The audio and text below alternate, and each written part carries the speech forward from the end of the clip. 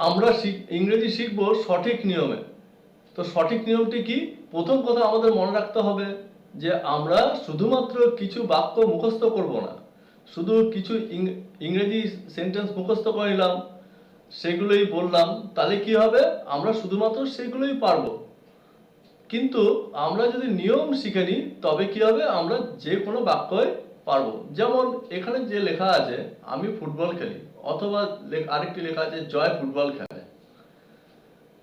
এবার যদি আমরা নিয়ম জানি তবে এখানে আমির জায়গায় যদি হয় তারা ফুটবল খেলে, তারা বই পড়ে, সে স্কুলে যায়, আমরা সবগুলোই পারবো।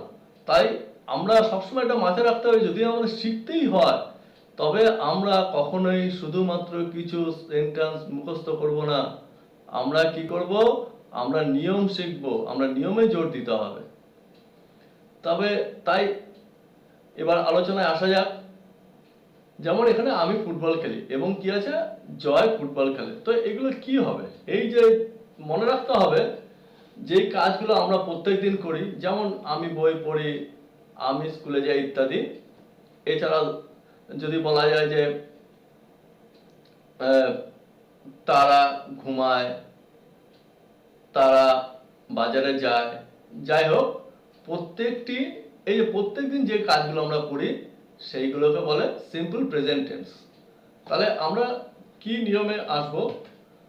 এই যে আমরা এবার হ্যাঁ বাচক, মানে না কিছু বলছি না, মানে আমি বই পড়ি না এ কথা বলছি না, আমি বই পড়ি, এই ধরনের কথাগুলো মানে সবগুলো হ্যাঁ বাচকের। নিয়ম কি?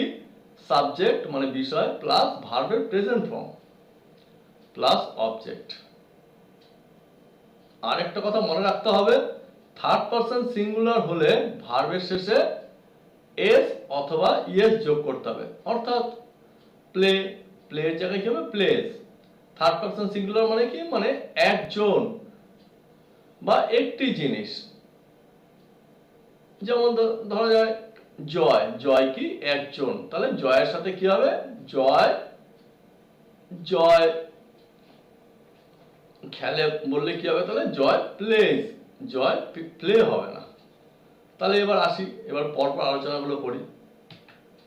তাহলে আমি ফুটবল খেলি, তাহলে কি হবে? সেই নিয়মে subject plus verb plus object. তাহলে আই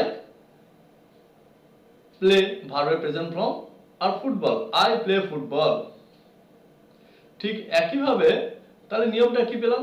সেই সাবজেক্ট প্লাস ভার্বের প্রেজেন্ট ফর্ম আর অবজেক্ট। এবার পরের উদাহরণটি দেখি। তুমি ফুটবল খেলো, ইউ প্লে ফুটবল। তাহলে একই নিয়ম হলো, সাবজেক্ট ইউ, ভার্ব হলো প্লে, আর অবজেক্ট ফুটবল। এবং এখানে মনে রাখতে হবে আই আর ইউ এই দুটো একজন, কিন্তু এটা থার্ড পারসন না। এছাড়া বাদ বাকি যত কিছু আছে সবকিছু হলো থার্ড পারসন। অর্থাৎ এখানে প্লেস হবে না।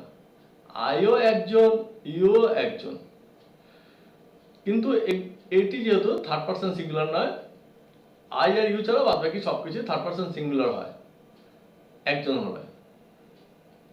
তাই এখানে কি হবে না? প্লে এর সাথে প্লেস হবে না, এখানে ইউ প্লে হবে। ঠিক তাই বললাম। তাই নিয়মটি কি? ভার্ব প্লাস সাবজেক্টের প্রেজেন্ট, ভার্বের ভার্ব প্লাস সাবজেক্ট প্লাস ভার্বের প্রেজেন্ট ফর্ম প্লাস অবজেক্ট। এবার দেখা যাক জয় ফুটবল খেলে। এইখানে লক্ষ্য করার বিষয় হলো জয় প্লেস ফুটবল। এখানে কি? জয় প্লেস, প্লে না। কেন? আমি কি বলেছি? থার্ড পারসন সিঙ্গুলার, মানে আমি আর তুমি, মানে আই এবং ইউ, এছাড়া বাদ বাকি সবই একজন হলে থার্ড পারসন সিঙ্গুলার হয়। তাহলে হলে কি হয়? ভার্বের শেষে এস বা ইএস যোগ হয়। তাই এখানে হলো জয় প্লেস ফুটবল। যেমন সূর্য পূর্ব দিকে ওঠে, তাহলে sun rises in the east. তাহলে এখানে তাই আমি কি বললাম? তাই এখানে লিখে রেখেছি জয় এখানে একজন, মানে থার্ড পারসন সিঙ্গুলার, তাই ভার্বের শেষে এস যোগ হয়েছে এবং এটা মনে রাখতে হবে। এবং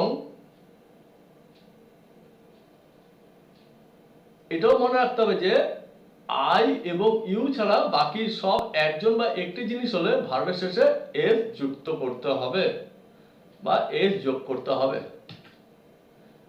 আবার দেখুন তারা ফুটবল খেলে, দে মানে তারা, এটা কিন্তু থার্ড পার্সন তারা, কেন আমি বা তুমি ছাড়া সবকিছু থার্ড পার্সন, কিন্তু এখন তারা মানে একের বেশি জন আছে, তাই দে প্লে ফুটবল হলো, প্লেজ হলো না। একই নিয়ম, সাবজেক্ট প্লাস ভার্বের প্রেজেন্ট ফর্ম প্লাস অবজেক্ট।